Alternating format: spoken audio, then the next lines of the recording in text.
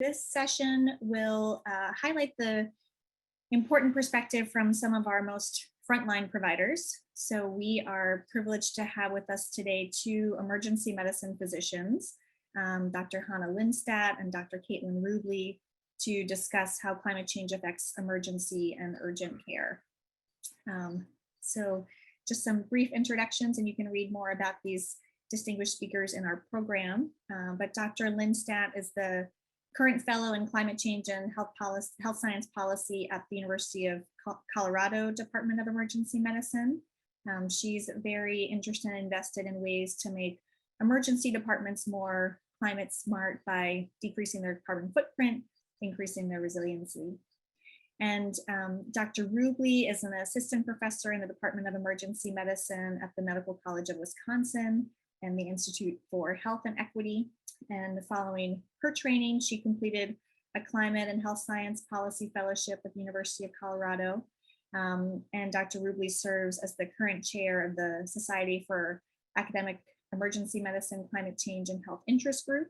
And we're happy to have her as a representative on the steering committee for the Medical Society Consortium on Climate and Health. So I wanted to thank both Dr. Linstadt and Dr. Rublee for being with us today as they talk about some of the climate concerns that face the urgent and emergency medicine field. So thank you so much. We'll turn it over to you. All right, perfect. Thank you so much, Rachel. Like Rachel said, my name's Hanna Linstadt. I'm here with my colleague, Caitlin Rublee. So again, we're both emergency medicine physicians, and we'll be talking about different ways that climate change is impacting patient health in the emergency department in urgent care settings. I think that emergency medicine fits really well into this for a couple different reasons. And I think that's why Caitlin and I are so interested in this. But first and foremost, essentially, is because many of the impacts of climate change on health end up in the emergency department. So in their acute manifestations, we see them at their sickest in the ED as well as urgent cares. I think another reason why emergency medicine fits well into this is because we're typically on the front line in terms of disasters, and as everyone here is aware of, we're seeing increased frequency and severity of extreme weather events and disasters. And then lastly, and perhaps most importantly, is that emergency medicine often acts as the safety net of society. And we often act as primary care providers for the most vulnerable populations. And again, I think this group is very aware that obviously, certain vulnerable populations do the least to contribute to climate change, but bear the brunt of its health impact. So there's a variety of reasons, I think, why Caitlin and I got so interested in this, specifically as emergency medicine providers. A few objectives today. You can go to the next slide. We will be touching on a few different things. We're going to start out with discussing different types of cases that can be seen in the emergency department and urgent care settings related to climate change. So we'll go over kind of classic teachings and classic presentations, as well as a little more subtle or nuanced cases as well. And then we will also kind of touch on what climate smart healthcare is and the importance of resilience in healthcare, especially in the emergency setting as we deal with climate change. And we'll kind of end with a few ways to make emergency departments, urgent cares, and even hospitals in general and the healthcare system in general more climate smart. So we can go to the next slide, and Caitlin is actually going to introduce herself as well, and then we'll go ahead and get started with the cases. Hi, everyone. Good morning. It's wonderful to be here and to see you all virtually. I look forward to a time when we can be together soon. So we're going to wake you up a little bit. We just heard about adverse pregnancy outcomes. Well, we are going to share some other life and limb-threatening conditions. And here's the reality. Climate change and the health effects related to climate change belong in the same sentence. You see, these conditions are not the most common, but they are affecting our patients across our communities in severe ways. These are a collection of patient cases that we've seen, our colleagues have seen, And we really want you, whether you're a clinician or acute care provider, to think about it through a lens of preparedness and response. You see, in responding to many of these events, it really informs preparedness and upstream factors that each and every single one of us are responsible for within our own communities. So as we share these cases, think about local vulnerabilities in your own communities and within your own patient population, and how you can better inform and prepare to reduce some of the harms associated with these events. The other aspect is, when we hear climate change, we hear climate justice. As Dr. Linstadt mentioned, we see many different vulnerable populations. Unfortunately, it's those who are experiencing homelessness, those who are incarcerated in jails and prisons, which frequently don't have air conditioning. It's all of us in many ways, but we know some people are at risk for adverse outcomes. And so as we go through these cases, remember health equity disparities, and think about, again, your own patient populations. All of the images used are public domain. We have no conflicts of interest. Lastly, this is a very graphic heavy presentation. We will give you a 2-page list of resources to scholarly literature where you can explore more at the end of this presentation and look based on your own practice. Finally, we recognize many of you are experts in ophthalmology and neurology and what have you. And so as these cases and presentations are shared, feel free to post in the chat your own literature and expertise. We welcome that. So without further ado, these will be untold climate stories of the emergency room on a Sunday morning. Get your running shoes on, grab your coffee, and you can go to the next slide.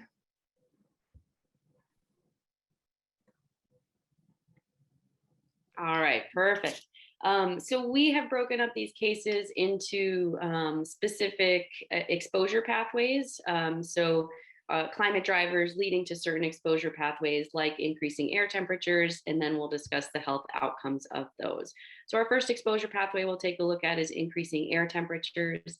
I think everyone on this call is well aware that we're seeing hotter temperatures, more heat waves, and all the health effects that come with that. So classically, we learn about things like heat exhaustion, heat stroke. I think many people are aware that hotter temperatures lead to worsening chronic disease like cardiovascular disease, renal disease, and even respiratory disease, as well as mental health complaints and violent behavior. Caitlin is actually going to take us through a few cases that are a little more subtle and a little less classic in terms of what we typically hear of. So we can go to the next slide for our first case. First up, you get a 53-year-old male brought in by ambulance with chest pain. He comes in within 10 minutes of arrival. You get an EKG, a heart tracing, and it needs to be read by the attending physician. You diagnose no ST elevation myocardial infarction or STEMI, and you continue your workup.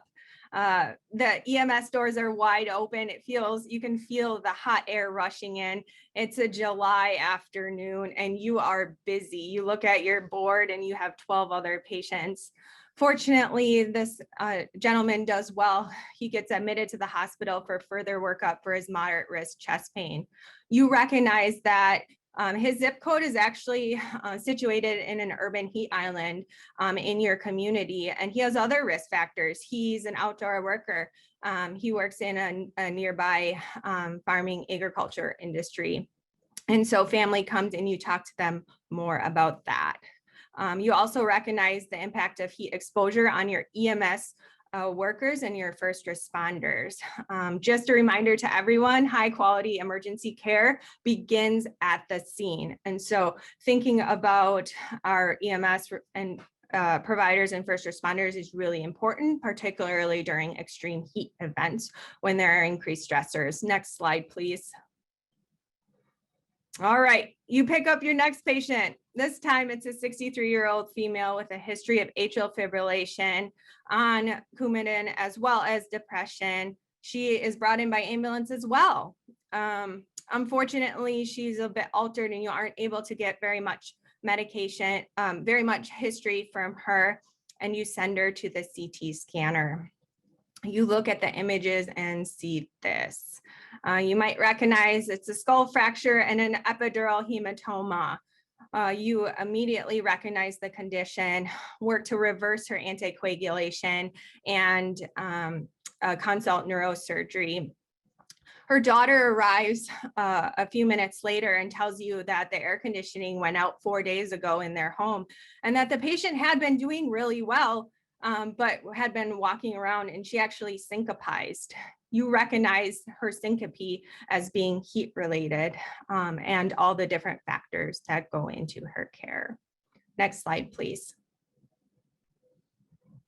All right, our next exposure pathway is going to be air quality. We've had some incredible presentations that have gone in depth into worsening air quality.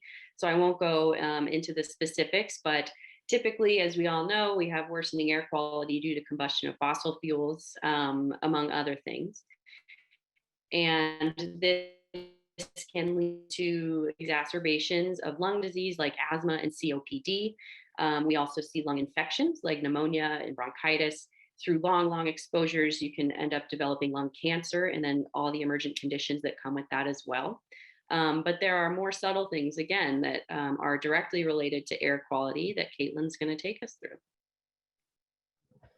Next slide.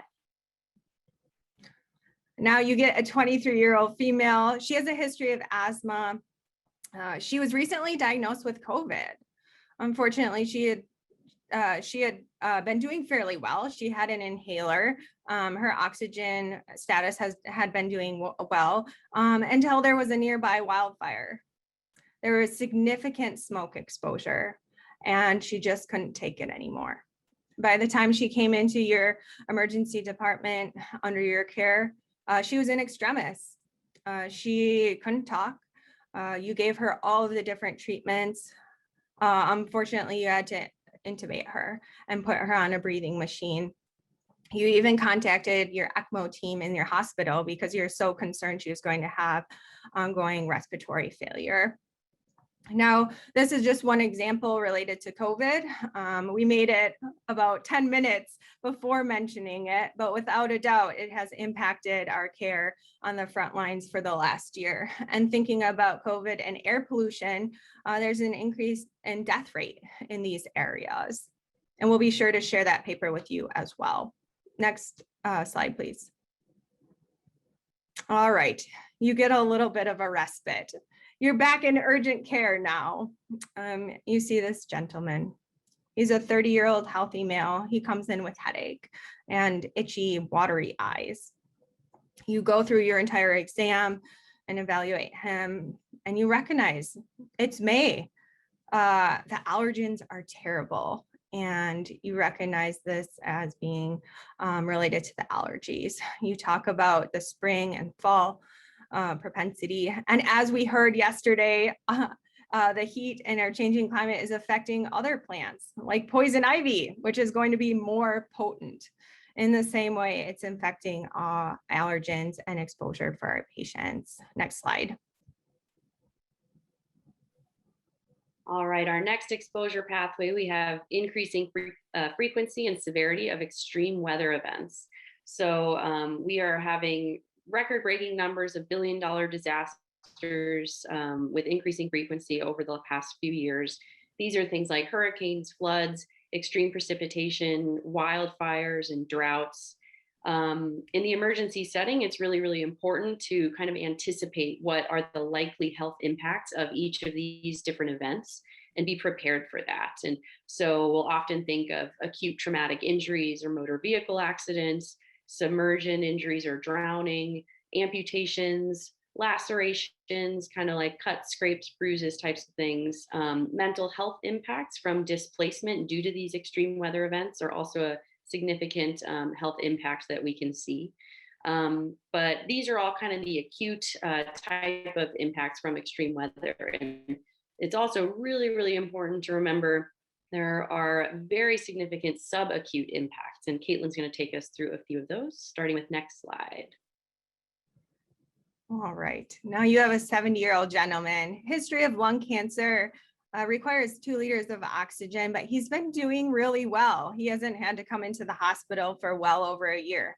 He's able to live at home with his wife and was doing well until there was severe storms. Unfortunately, the storms cut out the power.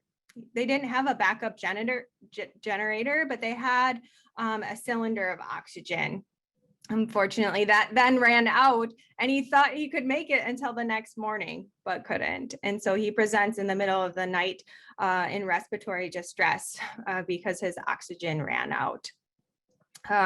This is just one example. Some of you may be familiar with Hurricane Maria, and there was grid failures for days to weeks. And so patients who require oxygen and electricity for other medical devices, I think of medically vulnerable children as well, are really at risk for adverse impacts related to any of these storms, whether it's hurricanes or other tropical storms, or across the continental United States, any of the thunderstorms and severe weather that we get there.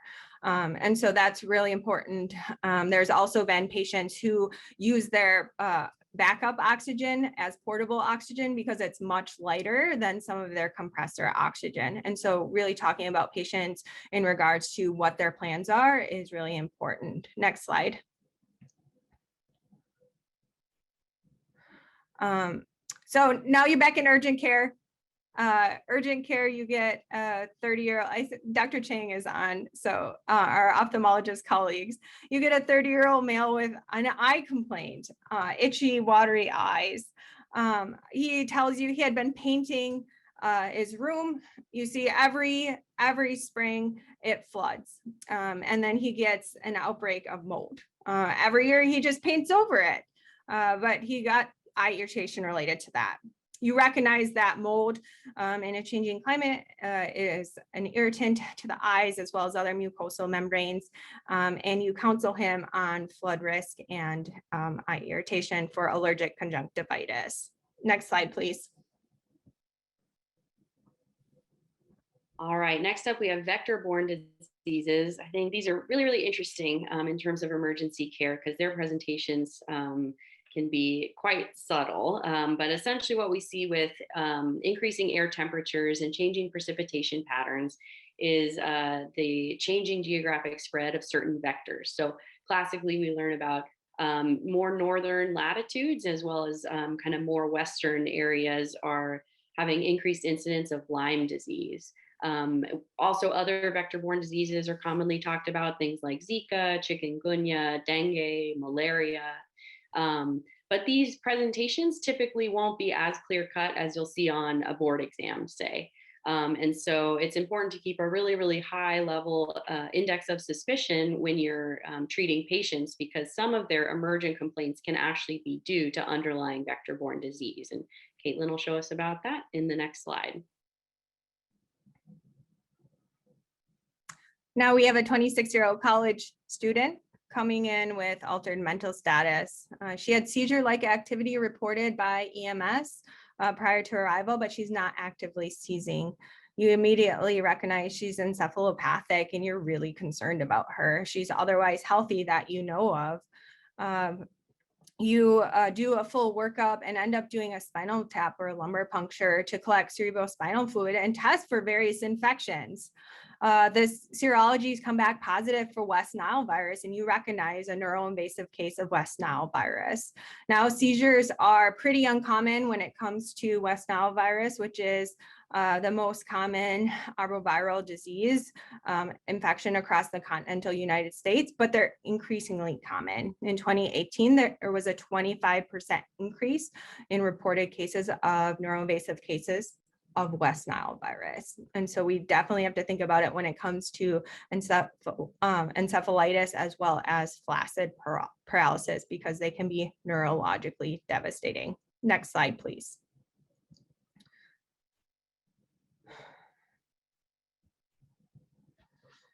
Now there's a trauma alert overhead. You're excited, you run to the trauma bay. Essentially, you get a 50-year-old male coming in, single vehicle car crash. You immediately think single vehicle, what medical etiology is contributing to this? You follow advanced trauma life support ATLS protocols, get him hooked up to the monitor and recognize he's in complete heart block. Heart rate was 30s to 40s. It was kind of bouncing around, stable at present, but you're really concerned. You do a full trauma evaluation, including, partial amputation of his arm. You diagnose a small head bleed and move on, ultimately diagnosed with Lyme carditis and complete heart block. Next slide.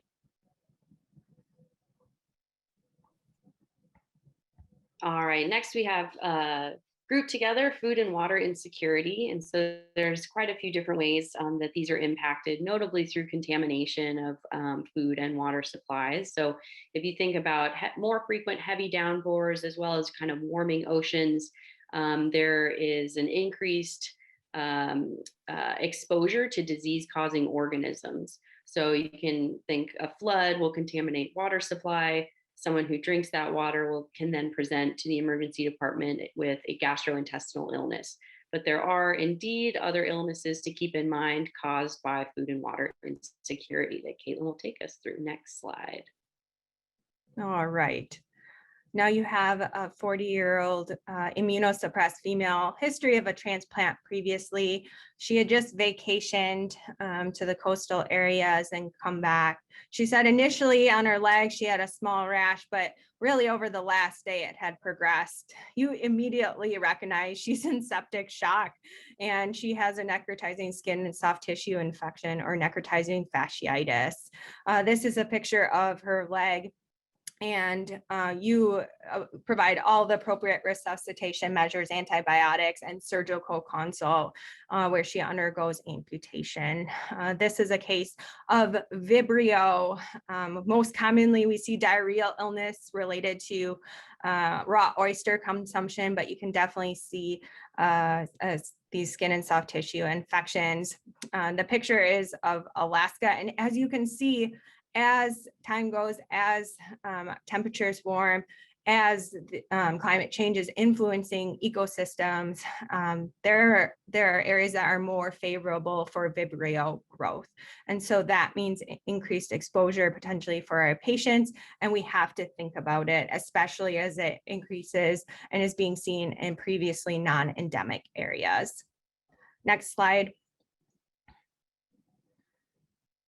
All right, this is our last case. You get a 36-year-old female who is playing with her dog along the coastal areas and comes in with cough and irritation. You recognize harmful algal blooms. Many of them are triggered by nutrient pollution, which is seen in all 50 states related to agriculture, industrial runoff, pollution from paved surfaces. And so you counsel her and treat her accordingly. In severe circumstances, we can actually see neurologic deficits related to any of these events. All right, now we'll go ahead and turn it over, and Dr. Linstadt will take us through the final section. All right. Perfect. So hopefully those cases kind of painted a picture of how wide the breadth of emergency medicine is as it relates to climate change. Thank you so much to Caitlin for those awesome cases. In the last few minutes, we're kind of going to change gears a bit. I think that, obviously we're all very, very passionate about greenhouse gas mitigation. And I think it's just important to keep in mind that we're working in a healthcare system that is here to help patients. And obviously, we are emitting some of the greenhouse gases that are causing a problem. So it's important to kind of keep in mind our own greenhouse gas emissions in the healthcare sector and try to mitigate that as well in order to do the best for our patients.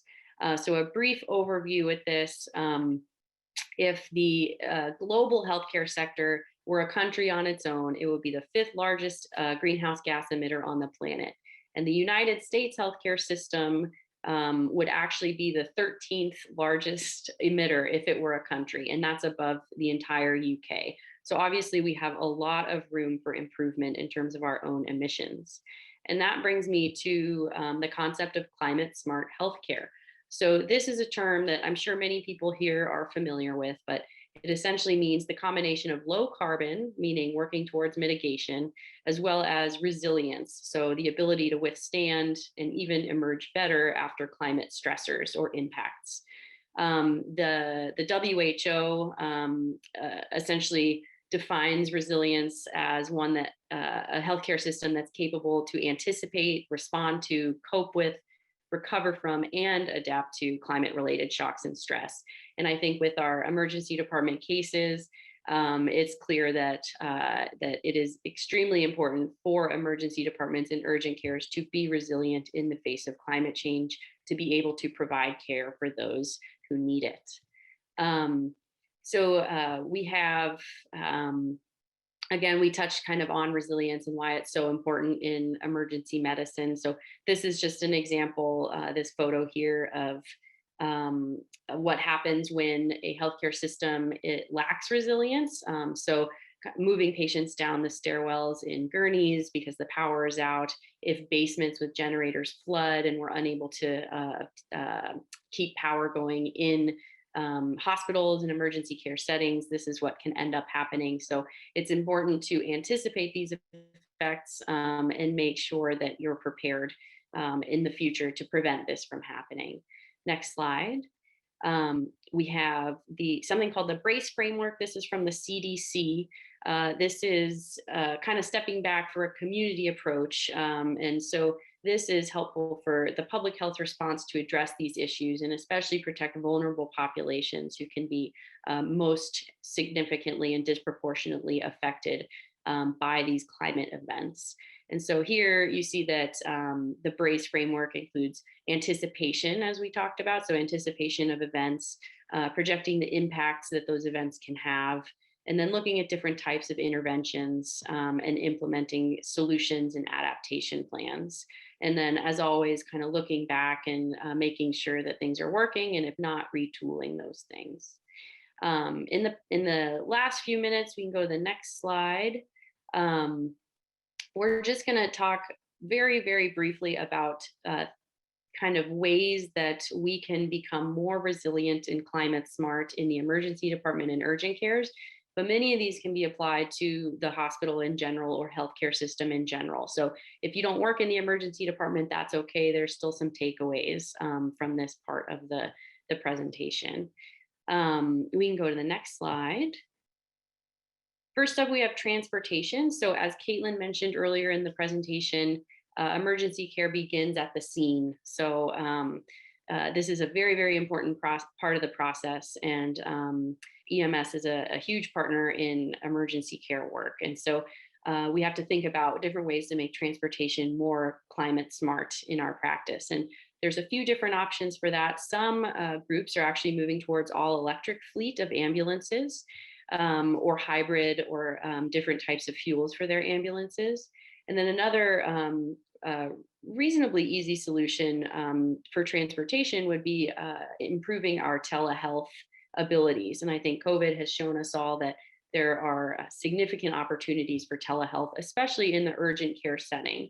So those are two kind of easy-ish ways to try to improve the climate smart ability of our transportation sector. Next slide. Waste, it could be a lecture in and of itself, but specifically it's important to keep in mind how much waste is actually produced on a daily basis, not only in the emergency department, but in the hospital in general. One study from last year shows that in one emergency department, each patient encounter for that day produced 2 kilograms of waste. And there's a statistic that the healthcare system in the United States produces 14,000 tons of waste per day. So we have a huge, huge opportunity to improve this. A few kind of more low-hanging fruit opportunities would be to improve our use of red bag medical waste. Without going into too much detail, essentially this red bag waste is very, very specific to a few items that need to go in it, but oftentimes things are inappropriately thrown away in this red bag. It costs 10 times more to dispose of this waste than general waste, and it's very, very energy intensive, causing more greenhouse gas emissions.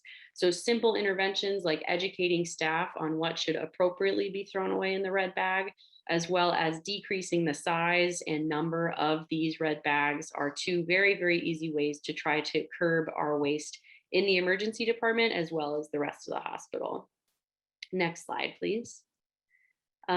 Just a few more to go through. I know we're running out of time, but purchasing is a huge opportunity to decrease our carbon footprint from the emergency department. Essentially, the supply chain or the process of getting our medical devices and equipment is responsible for about 70% of healthcare's emissions. So this is a really, really important point of intervention. A few, again, easy implementation strategies in the emergency department would be to focus on using reusable materials or reprocessable single-use devices. One of the more classic examples that can be used in the emergency department would be reprocessing laryngoscopes. Also, if you're thinking urgent care interventions, you can change the laceration kits that are ordered from a supplier to only include things that you need. So you're not constantly throwing out extra things and adding to the amount of waste that's produced. Next slide, please. Obviously, the healthcare system is hugely energy and water intensive, especially with the emergency department being open 24/7. We're the second most energy intensive users in the country, the third most intensive water users at 570 gallons of water per staffed bed per day in the healthcare industry here. So working towards energy efficient measures with your hospital is really important, because no emergency department can change that on their own. They need their partners with the hospital. This not only saves money, but saves energy and saves greenhouse gas emissions. Next slide. Another thing that is an easy change in day-to-day practice on the individual level is pharmaceuticals. So as providers, sometimes it's overwhelming that we don't necessarily feel that we're in control of what healthcare is emitting, but on a daily basis, you can take a look at your prescribing patterns because pharmaceuticals are extremely energy intensive to produce and package and distribute. So by making sure you're making evidence-based prescribing decisions, making sure you're prescribing the appropriate amount with the appropriate number of refills in order to minimize the amount of excess pharmaceuticals in the environment is an easy intervention you can make today. Next slide, please. This is our last slide. It's just something to keep in mind how important resilience is. Again, this slide, this picture is from the WHO. It shows the 10 components of the health system climate resilience. Here you see it important is leadership, the health workforce, information systems, technology, services, and financing. So really, it's a huge, huge team effort in order to make sure that emergency departments are able to stay resilient, and healthcare system in general can stay resilient in the face of climate change. And just keep in mind here that health workforce is listed here. It's a key component on this wheel. So you are an essential resource for resilience.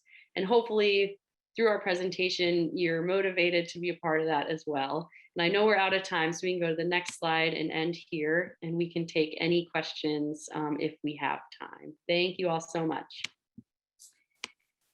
Thank you both so much. That was quite a whirlwind trip through the ER and some chilling but important reminders of the direct impacts that climate change has on people's lives. So thank you for that.